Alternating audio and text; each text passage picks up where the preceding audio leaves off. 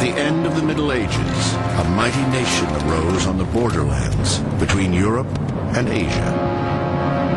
A land called Russia. A dynasty of Viking princes would lift Russia to greatness.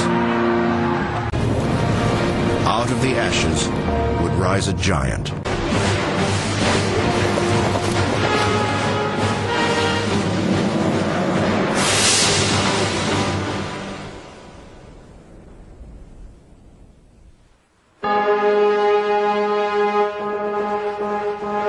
Russia. In the words of Winston Churchill, Russia is a riddle wrapped in a mystery, inside an enigma. Even today, years after the fall of communism, Russia retains a sense of mystery, and Russia's history remains a riddle. There's no question in my mind that there is not one Russia, but that there are many Russias. And there's also very little question in my mind that there are many different Russian histories. Is there a Russian nation? Yes, there is a Russian nation. What makes Russia particularly different is firstly its sheer size. It is, after all, the biggest country on earth. And secondly, I suppose, the fact that it is Europe. The enigma that is Russia begins long ago, before Stalin. Before Lenin, before the Reds took power, Russia was ruled by the Romanov dynasty for 300 years. Yet even the Romanovs are relative newcomers. The birth of the Russian Empire reaches back over 1,000 years to an age when history tangled with myth and a nation found its identity in a mystical faith. At its peak, the empire of the Tsars would span 1/6 of the globe. From the glories of St. Petersburg and Moscow, across the endless forests of Siberia, to the shores of the Pacific and beyond. The land which is currently Russia is, of course, enormous. The distance between one end of the Russian Empire and the other end of the Russian Empire is the same as the distance from Moscow to Chicago. And part of the story of the history of Russia is the filling up of that space. Before Russia became a nation, what connected the people of the Eurasian frontier were rivers. Endless, awesome rivers. Rivers were the highways. Rivers were the roads. The rivers were the connections between the widely scattered populations. The rivers provided the force lines drawing people together. The rivers are absolutely essential to the expansion of the Russians in every direction and to the creation of this kind of enormous state. Without the rivers, they could never have held it together. In the 9th century, Viking warriors sailed down the rivers at the edge of Europe, the Dnieper, the Don, the Volga.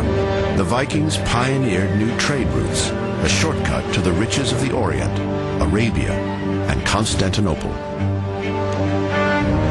Natives along the rivers called the Vikings the Rus, and as the Vikings battled and bartered their way to power, the frontier between Europe and Asia became known as the land of the Rus, Russia. One of the stories of Russian history is how gradually links are forged in a very small way. Strands emerge, beginnings of connections happen and begin to intertwine when one turns round, and good heavens, we have a place called Russia.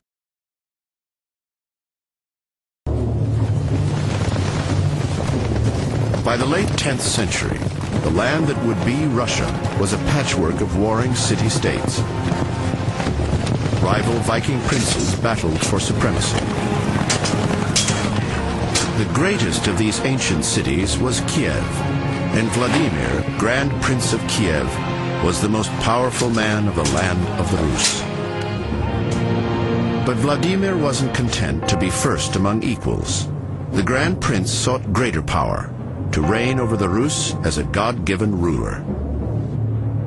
One of the things which a would-be ruler of that large and diverse land needed was some central focus of authority, some sort of central cult which would give him a legitimacy and authority beyond simply the use of military force.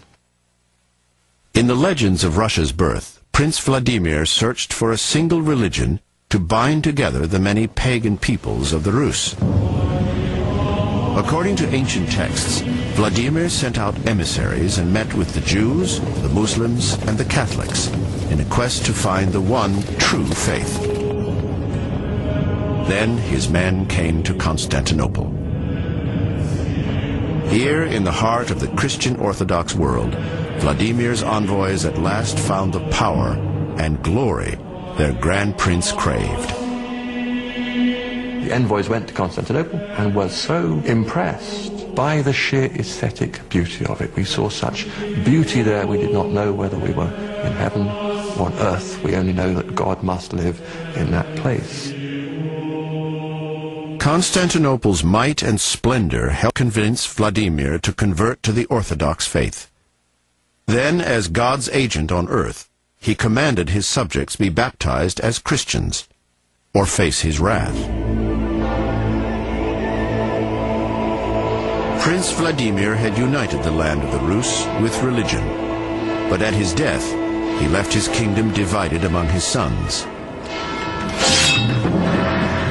Civil war between rival brothers threatened to tear the kingdom apart. One of Vladimir's heirs, Sviatopolk, was determined to rule all by himself. But he feared that his brothers Boris and Gleb would stand in his way. Boris and Gleb were not interested in seizing power, but Sviatopolk doesn't trust them. He's described in the text as lawless, as though he were outside Christian morality.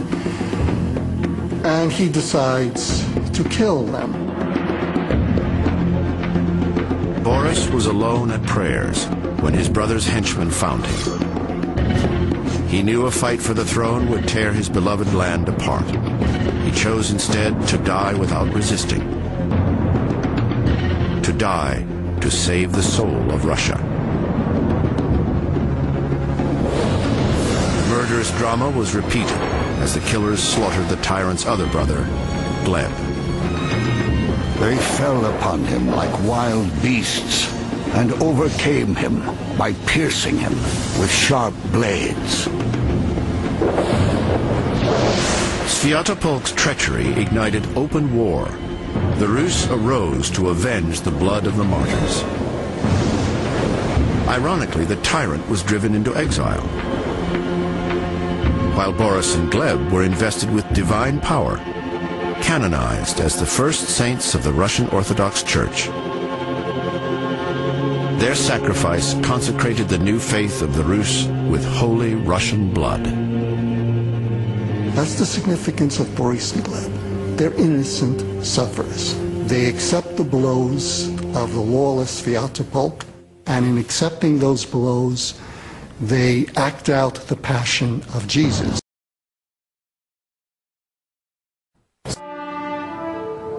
In the late 17th century, in the kingdom called Muscovy, two brothers sat on the throne of the Tsar.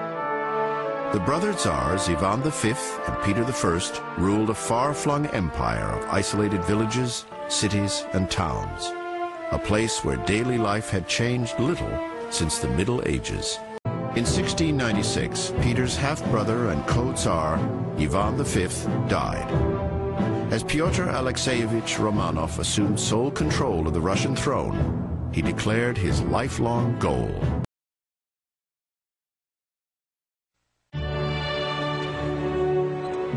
One obsession would shape Peter's entire reign: to create a Russian port on the Baltic coast, a window that would open Peter's kingdom to the world. But in 1700, the Baltic coast belonged to another nation and another bold young king, Charles XII of Sweden. Peter's army marched for the sea. By 1703, the Russians had carved out a beachhead on the Baltic, along the shores of the Gulf of Finland. On a boggy island, where the river Neva meets the Gulf, Peter the Great staked his claim. By nature, we are fated here to cut a window through to Europe. Here shall be a town. He could have settled in the cities of the Baltics, but no, he had to start a brand new city, and this was significant. It was richly symbolic in that he was creating a new Russia, a new Russian empire, and to essentially be able to start from scratch. May 1703, the Tsar grabbed an axe and began to build the city he christened St. Petersburg. Never a patient man, Peter wanted his new town to rise as fast as possible. He built his own log house in just 3 days. He wanted a city that Russia would never surrender. More than a new city, St. Petersburg was the foundation of a new society. To dramatize the transformation of his realm, Peter would erect a gilded showcase just outside the city, Peterhof. With his new summer palace, the Russian Tsar sought to outdo even the glories of Versailles. Peter's goals, his new city, his new nation, were more important than any Russian life. He uprooted his entire court and commanded them to build new homes in his window on the west. He even told them how and where to build. When Sweden's King Charles heard of Peter's mad rush to build, he scoffed. Let the Tsar tire himself out with founding new towns. We will keep for ourselves the honor of taking them. Crippled from wounds, Charles had to be carried onto the battlefield. But even outnumbered nearly 3 to 1, Sweden's warrior king still ordered his troops to attack. Sweden's first wave hurled the Russians back. Then Peter's artillery opened fire. Russian guns riddled Charles's troops. Russian conscripts drove them back.